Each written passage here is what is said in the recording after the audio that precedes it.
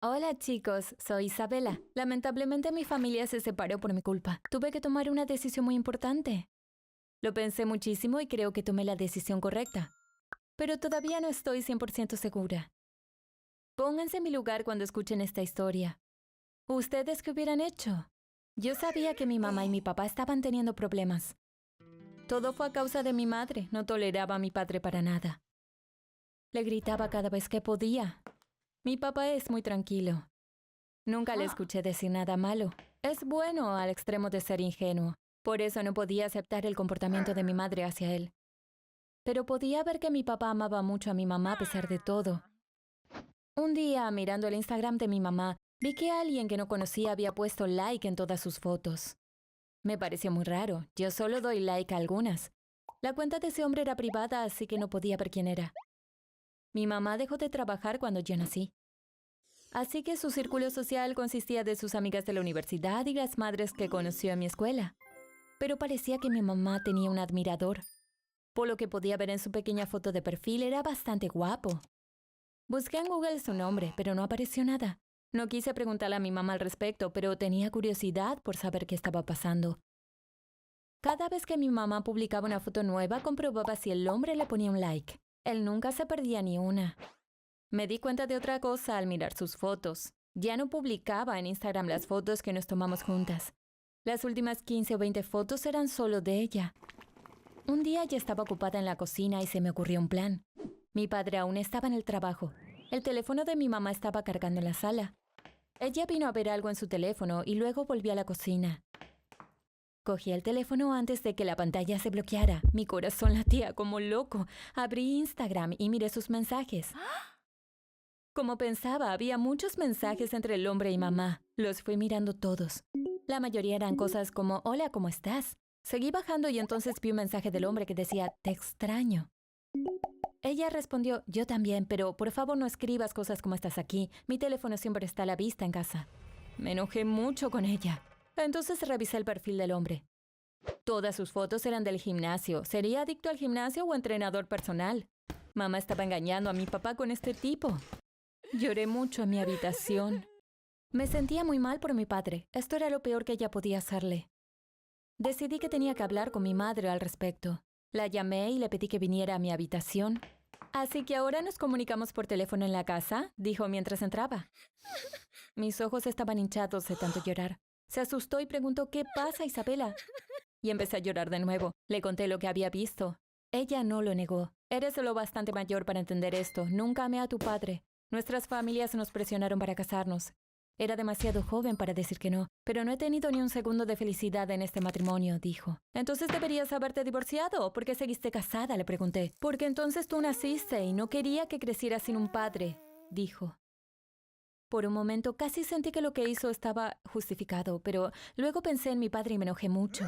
Estaba a punto de decir, mi papá es una buena persona, no debiste hacerle esto, pero ella me interrumpió. ¿Crees que tu padre merecía estar conmigo? Es un flojo, llevo años aguantándolo. Ni se te ocurra defenderlo, ahora quiero vivir mi vida, dijo y se fue, golpeando la puerta. Me enojaba mucho que estuviera tan cómoda con todo esto.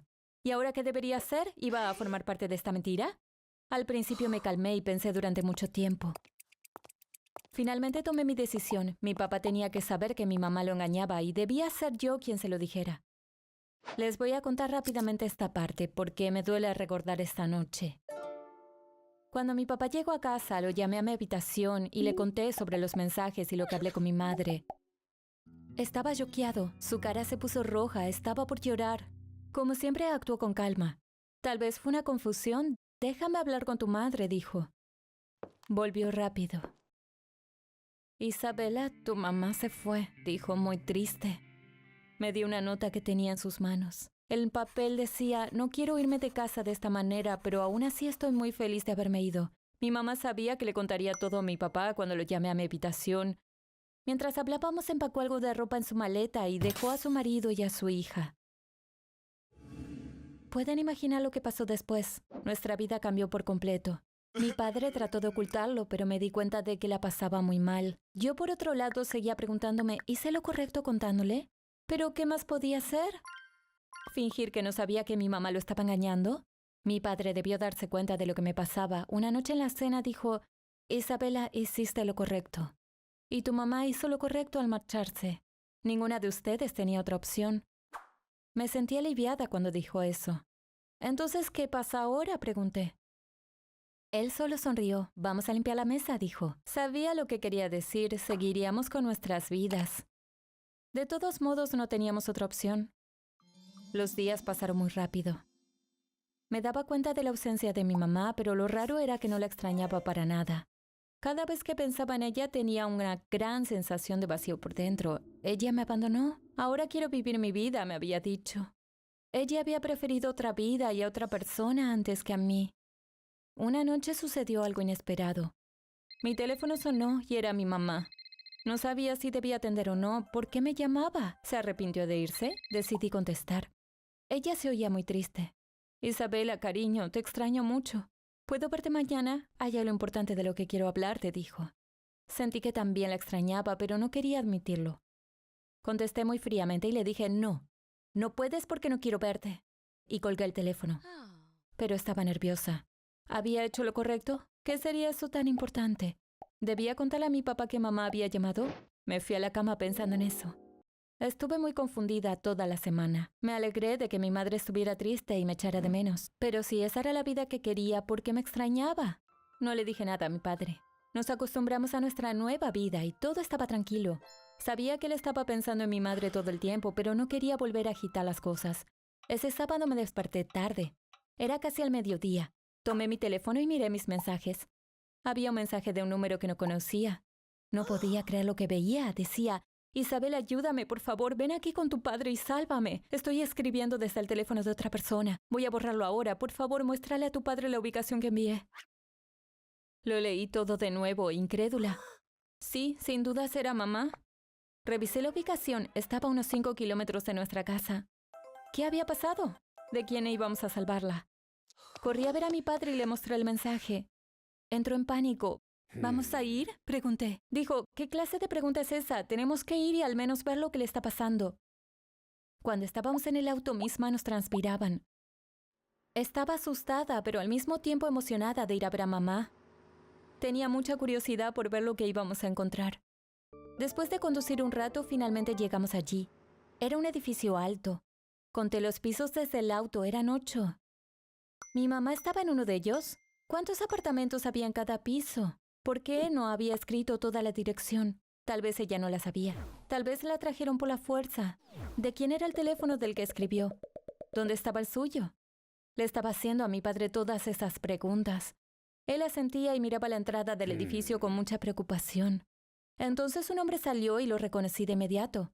Era el hombre por el que mi madre nos había dejado. Bastaba con verlo para saber que pasó toda su vida en el gimnasio.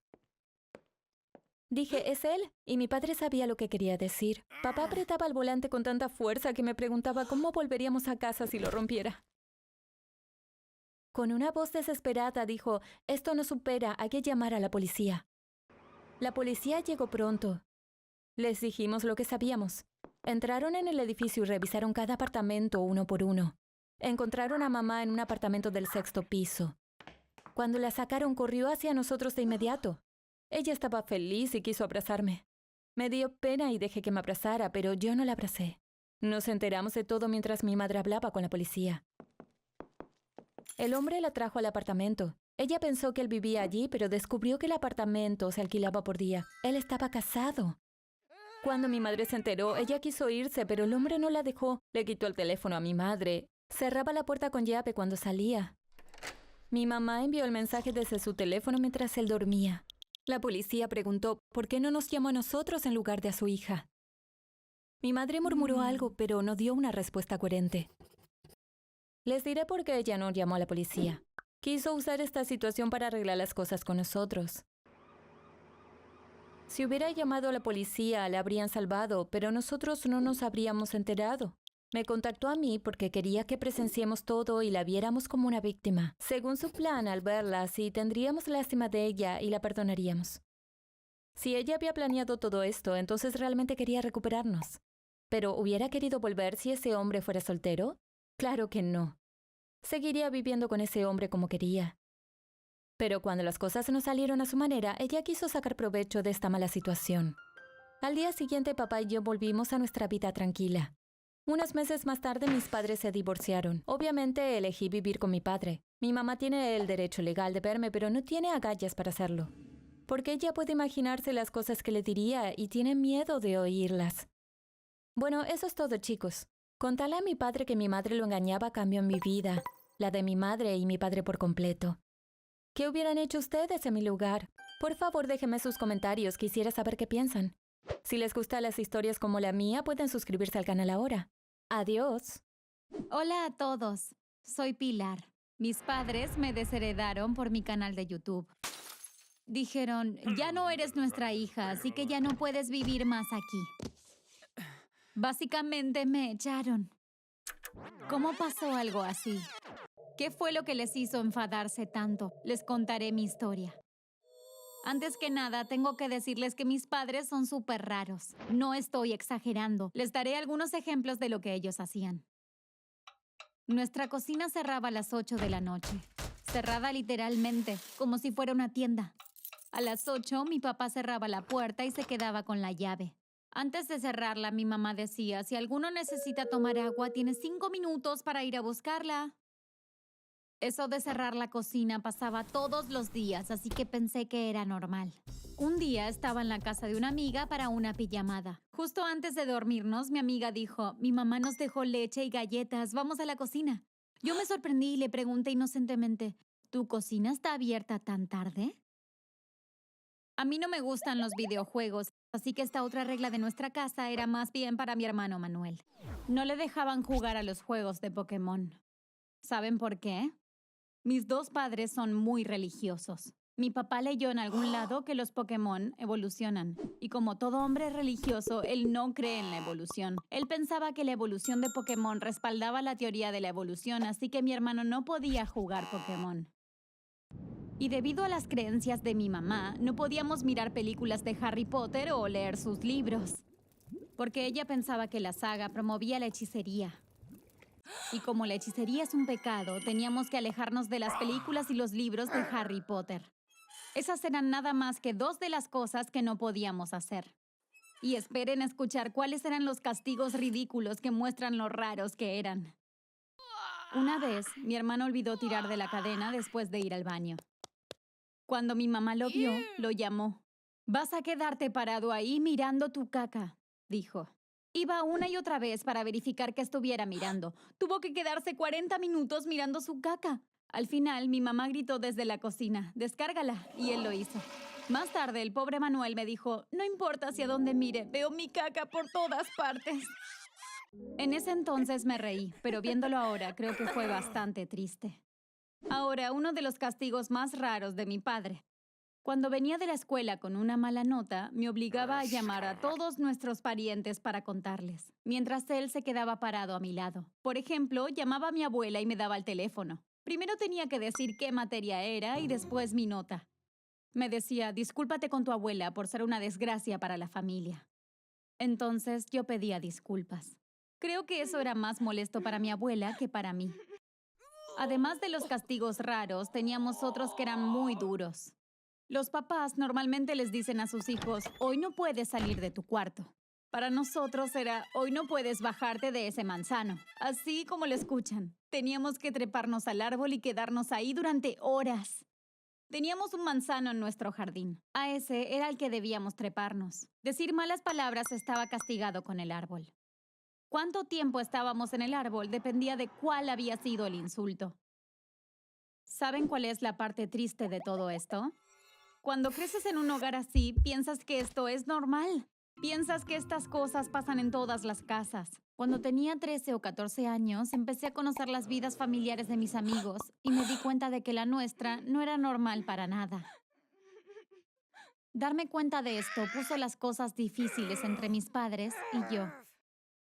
Yo ya no aceptaba todo lo que ellos me decían que hiciera.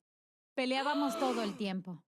Ellos pensaban que toda mi reacción venía por ser un adolescente, pero yo cada vez que podía les decía que ellos no eran normales y que necesitaban terapia. Me sentía como un volcán a punto de estallar. Y esa presión tenía que salir en algún momento. Tenía que expulsar toda la lava que se formaba dentro de mí. De lo contrario, todo esto me iba a hacer daño. En este tiempo me di cuenta de que compartir lo que me pasaba era como una terapia. Me sentía mejor al hablar con mis amigos, pero había algunas cosas que no podía contarles. Había pasado por cosas tan terribles que yo temía que ellos me juzgaran, aunque nada de eso hubiera sido mi culpa.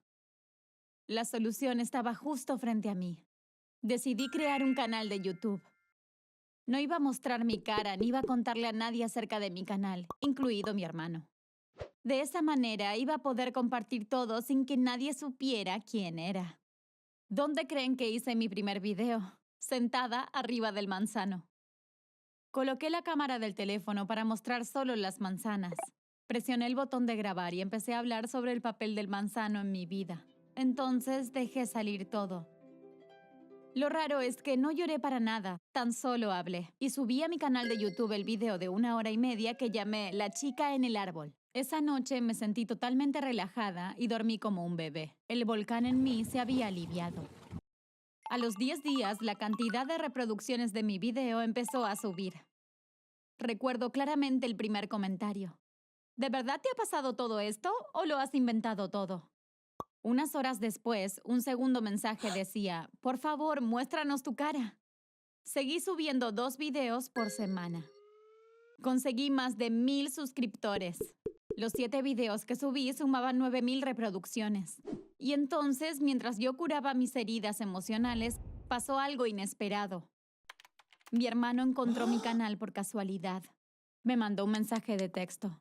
Pero yo iba camino a la casa de una amiga por un proyecto escolar. Así que no revisé mis mensajes. El sueño de Manuel era ser un youtuber y él creyó que yo hice este canal para ser también una. Se puso muy feliz cuando vio cuántas visitas y suscriptores tenía. Estaba orgulloso de mí y fue de inmediato a mostrarle a mi mamá. Cuando volví a casa, mis padres estaban furiosos. Manuel se dio cuenta de lo que había hecho, pero ya era tarde. Mamá dijo, ¿cómo te atreves a hablar sobre nuestras vidas privadas en internet? Mi papá dijo, no esperaba esto de ti. Te hemos dado todo y tú nos apuñalas por la espalda. Aún así, yo no había expuesto a ningún integrante de mi familia.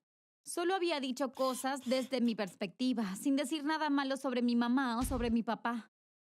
Yo tan solo describí lo que pasó y cómo era mi experiencia. Tenía derecho a hablar sobre eso. Me enviaron a mi cuarto. Escuché que tuvieron una fuerte discusión. Pero yo no quería saber qué era lo que decían, así que no escuché. Pasaron 3 horas. Estaba preparándome para ir a dormir cuando me llamó mi mamá. Mi papá dijo, no hay modo que podamos perdonarte. Trabajamos tanto para educarte y mira lo que recibimos a cambio. No hay castigo que alcance para lo que has hecho, hija. Así que tu mamá y yo tomamos una muy dura decisión. Hija, te vamos a desheredar. No podemos llamarte hija nuestra después de esto. ¿Desheredarme? Estaba totalmente choqueada. Seguía escuchando, pero era como un sueño. Miré a mi mamá que estaba llorando, cabizbaja. Quería que me dijera algo, así que le dije, ¿mamá? Pero no me miró, solo movió la cabeza. Sabía lo testarudos que eran mis padres y que habría sido completamente inútil discutir con ellos. Nunca vi a mi papá cambiar de opinión acerca de algo. No me lo merecía, pero no podía hacer nada. Quería llorar, pero me contuve. No quería que me vieran débil. Entonces, ¿qué pasa ahora?, pregunté. Ya que van a desheredarme, supongo que no querrán que me quede aquí, en esta casa, ¿no es así? Mi papá asintió. Decidimos darte una semana para encontrar un lugar donde vivir. Podía entender su decepción, pero ¿no era demasiado exagerada la reacción? Desheredarme y echarme de la casa. Tenían 2 hijos, pero parecía que no les importaba perder uno. ¿Pero de qué me sorprendía? El mayor problema de mis padres era su incapacidad para tenernos compasión. Ya les conté cómo nos castigaban por cualquier tontería. Supongo que para ellos era normal reaccionar así, según las circunstancias, claro. Ahora que me habían echado, debía encontrar un lugar donde vivir. Como estudiante de secundaria, no tengo muchas alternativas. Por supuesto, fui a lo de mi abuela. Mis padres seguramente sabían que eso era lo que iba a hacer. Aunque mi papá es el hijo favorito de mi abuela, ella lo critica todo el tiempo, siempre que puede. Cuando supo lo que pasó, lo llamó por teléfono. Pilar es una niña. ¿Cómo la vas a echar así de la casa? Ella vivirá conmigo a partir de ahora. Y yo también te desheredo a ti. Échalo a Manuel. Voy a cuidar de los dos. Mi papá escuchó, pero no dijo nada. Después se fue. Hace 5 meses que vivo con mi abuela. Ojalá me hubieran echado antes porque acá me siento muy bien. Manuel viene muchísimo. Dice que mi mamá se pasa llorando todo el tiempo porque me extraña. Pero yo no soy tan implacable como ella. Si me llamara, iría enseguida. Pero, ¿saben? No creo que vuelva a vivir en esa casa. Tener que borrar mi canal me puso muy triste, pero después dejó de importarme, porque este canal cumplió su cometido. Me ayudó a contar todo lo que estaba acumulándose dentro de mí. ¿No es así? Muchas gracias a todos por escucharme. Si te gustan las historias basadas en hechos reales, suscríbete a este canal. Adiós a todos. Hola chicos, primero tengo que decirles algo. Todos los nombres de esta historia han sido cambiados. Enseguida entenderán por qué. No quiero volver a esa época de mi vida y revivir todo lo que pasó. Bueno, conocí a Jorge en una fiesta. Estábamos sentados en el mismo sofá, pero cada uno mirando su celular. Yo me reí de algo que vi en TikTok. Cuando levanté la vista, nos vimos. Me estaba mirando, sonriendo. Hace al menos 3 años que no me reía así, dijo. Hablamos durante toda la fiesta. Más tarde en la noche hablamos por teléfono. Nos encontramos al día siguiente. Fuimos a un restaurante chino a cenar y decidimos empezar a salir. Había razones para que todo avanzara tan rápido. Nuestras familias no nos prestaban atención. Los dos nos sentíamos solos. Nos deprimíamos con frecuencia. Los dos queríamos empacar nuestras cosas e irnos. Y ninguno había estado en una relación larga. Pronto cada uno completó la vida del otro. Si no estábamos juntos, hablábamos por teléfono o nos mandábamos mensajes. Si Jorge no sabía de mí, por 10 minutos me enviaba un texto. ¿Zanahoria? Como habrán adivinado, él me llamaba así por mi cabello. No era demasiado creativo y al principio me pareció tierno, pero al ver ese mensaje docenas de veces al día, empecé a odiarlo. Él quería saber qué estaba haciendo yo a cada momento. Al poco tiempo me di cuenta de por qué él actuaba así. Un día después de clases fui con mamá a la peluquería. Yo la estaba pasando bien y me olvidé de chequear el teléfono. Estaba en modo silencioso y no escuché que me estaba llamando y enviando mensajes. Cuando lo llamé, él empezó a llorar. Parecía estar muy preocupado. Él sabía que estaba en la peluquería, pero seguía preguntándome dónde estaba. Le dije, pero no me creía. Exigía más y más detalles para probar que no estaba mintiendo. Esto siguió así toda la noche. Me aburrí y dejé de darle respuestas directas. Eso hizo que se enojara aún más y me cortó. A las 4 de la mañana escuché sonar mi teléfono. Pensé que estaba soñando, pero no, era real. Jorge quería llamarme con video. Me preocupé y respondí. Estaba borracho. Solo le entendía la mitad de lo que me decía. Comenzó a decirme unos insultos terribles. Pensaba que yo lo estaba engañando y que además lo hacía solo para hacerle daño. Dijo que esa era mi única razón para estar con él, que me alimentaba de su infelicidad y que yo sabía que la manera más rápida de hacerlo infeliz era engañándolo. Quedé tan choqueada que no pude decir nada. Entonces me cortó de nuevo. Yo estaba acostada. Me dije, debo haber estado soñando. Ese pensamiento me calmó y me dormí de nuevo. Tenía una jaqueca terrible al despertar. Miré mi teléfono para ver mis llamadas. Sí, Jorge me había llamado. Miré la hora y la duración y me di cuenta de que no había sido un sueño. Recién empezábamos a salir. Yo ni estaba enamorada. Éramos 2 adolescentes coqueteando. Decidí terminarlo. De hecho, la relación había terminado la noche anterior. Caminaba hacia la escuela pensando en todo esto cuando de repente veo a Jorge. Dijo que quería hablar conmigo 5 minutos y que podría explicar todo. Yo accedí sin ganas y nos sentamos en un banco. No era yo quien te llamó anoche, dijo. Le pregunté en tono de burla. ¿Quién era entonces, tu hermano gemelo? No, no tengo un gemelo. Físicamente era yo, pero era mi otra personalidad, dijo. Lo miré fijamente. Parecía hablar en serio. ¿Otra personalidad? ¿Como en la película Split? Sí, dijo. Pero en esa película el tipo tiene 24 personalidades. Yo solo tengo 2. La segunda solo aparece cuando estoy muy estresado o triste. No estaba segura de si creerle o no. Le pregunté ansiosa, bueno, ¿pero estás haciendo terapia? No, porque él nunca se había comunicado con nadie del mundo exterior. Él lleva un diario. Escribe sus experiencias cuando toma el control. Supe lo que hizo contigo en la mañana por el diario, dijo. No conocía a Jorge tan bien, pero no parecía que estuviera mintiendo. Me puse de pie y dije, estoy muy conmocionada. Dame unos días para pensar. Se me hace tarde para la escuela. También se puso de pie. Empezó a hablar en voz baja, como asegurándose de que el otro Jorge no escuchara. Por favor, no digas cosas así. No soy peligroso, pero no puedo controlarlo. Lo que digas puede ofenderlo. Esa mañana hablé con mi mamá sobre todo esto. Empezó a reírse. Ustedes los jóvenes pelean por cosas diferentes que cuando teníamos su edad. Nosotros veíamos películas de Hollywood, pero ustedes realmente las viven. Mamá, creo que dice la verdad. ¿Hablarás con papá sobre esto?, pregunté. Ella se enfadó. No molestes a tu papá con estas tonterías. El pobre tiene 2 trabajos para poder mantenernos. ¿Quieres saber cuánto nos costó el arreglo dental de tu hermano el mes pasado?, dijo. No, le dije enojada. Espero que no terminemos lamentando que no me tomes en serio. No sabía qué hacer. Necesitaba contarle esto a alguien y pedir consejo. Googleé trastorno de personalidad múltiple. Leí algunas de las páginas y me preocupé aún más. Pensé que podría intentar que los padres de Jorge me ayudaran, pero no los había conocido todavía.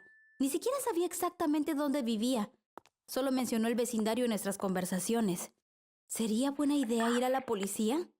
Estaba segura de que no me tomarían en serio porque no había habido ningún delito. Jorge no había llamado desde que hablamos en la mañana. Quizá fue la otra personalidad la que llamó. Pero él pensó que yo lo engañaba. Y tuvo esta idea solo porque no le contesté por unas horas mientras estaba en la peluquería. Eso tampoco era normal.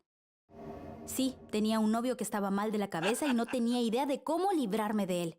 A la mañana siguiente había 93 mensajes en mi teléfono. Piensan que eran de Jorge, ¿no? Pues no, eran todos de desconocidos.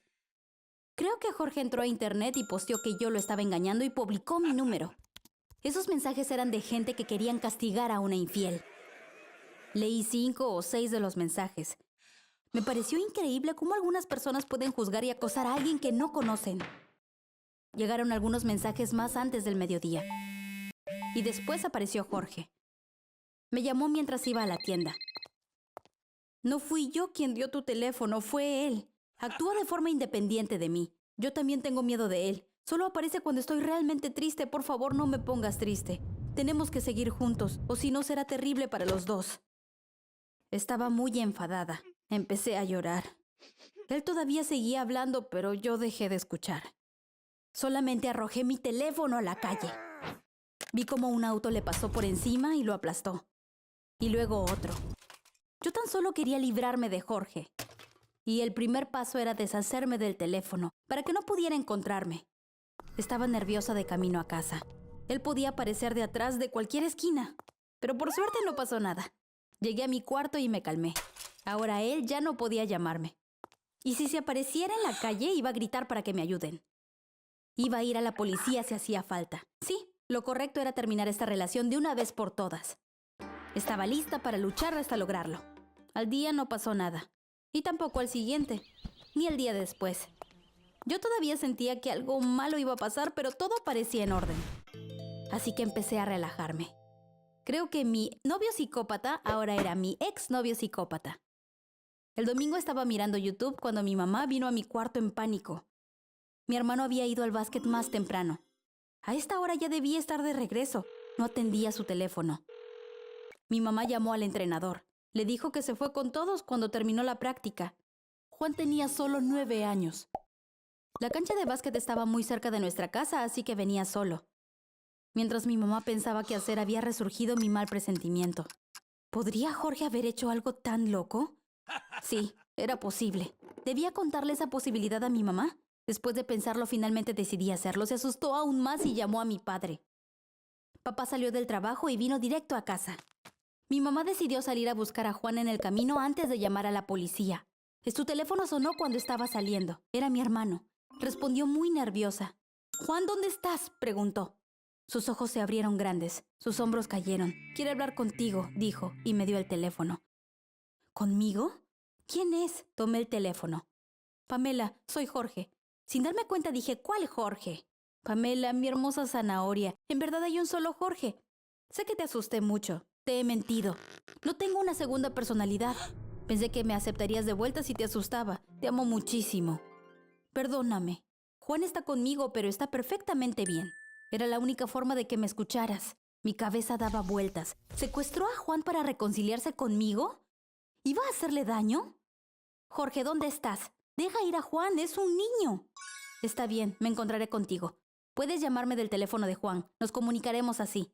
Pero Juan tiene que venir a casa ahora». Estuvo en silencio un rato. Seguro pensaba qué iba a hacer. «Bueno, voy a llevar a Juan hasta tu casa. Estoy con el auto de mi papá. ¿Te paso a buscar? Realmente necesito hablar contigo», me dijo suplicándome. «No puedo verte como estoy ahora, pero podemos hacerlo el lunes. Hablaremos todo lo que quieras. Por favor, trae a Juan a casa», le dije. Juan estuvo en casa media hora después. Dijo que Jorge se le acercó cuando volvía del básquet. Le dijo que era mi amigo y que lo iba a llevar hasta nuestra casa. Juan le creyó inocentemente. Por suerte, Jorge lo trató bien. Todo se resolvió antes de que Juan entendiera qué estaba pasando. Mi papá fue a la policía a hacer la denuncia. Lo que Jorge hizo es un delito muy serio con una pena severa. Luego supimos que cuando secuestras a un niño, la pena aumenta en un 50%. Nunca más vi a Jorge. Tampoco llamó. Pero estoy casi segura de que un día se me acercará en la calle. Espero que no suceda. Pero si lo hace, creo que no será nada bueno para él, porque ya no le tengo miedo. Solo me da pena.